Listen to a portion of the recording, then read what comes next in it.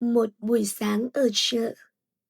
Sáng nay, Mai dậy sớm, trời mát và yên tĩnh. Mai rửa mặt, thay quần áo và ra khỏi nhà.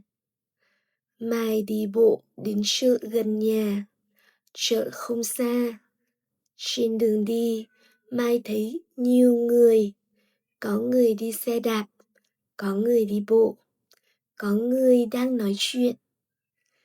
Khi đến chợ, Mai nghe nhiều âm thanh, có tiếng nói lớn, có tiếng cười, có tiếng gọi.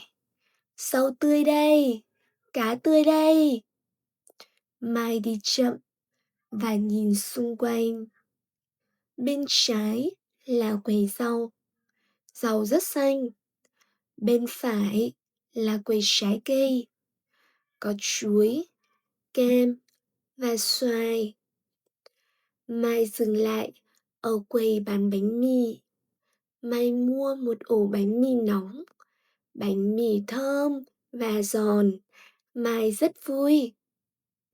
Sau đó, Mai mua cà chua và trứng. Cô bán hàng cười và nói chuyện rất thân thiện.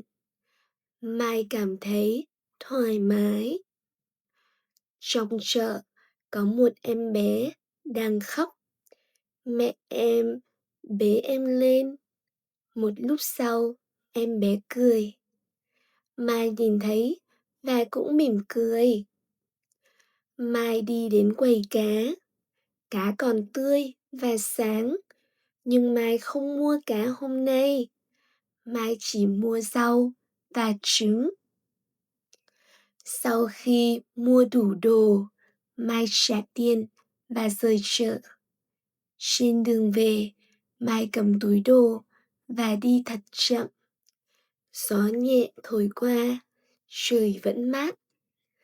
Khi về đến nhà, Mai đặt đồ ăn lên bàn. Mai cảm thấy vui vì buổi sáng đơn giản nhưng dễ chịu. Một ngày mới bắt đầu nhẹ nhàng như thế.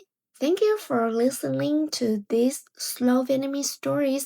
To have access to more stories, please download the app for Speak to improve your listening and your pronunciation. See you there.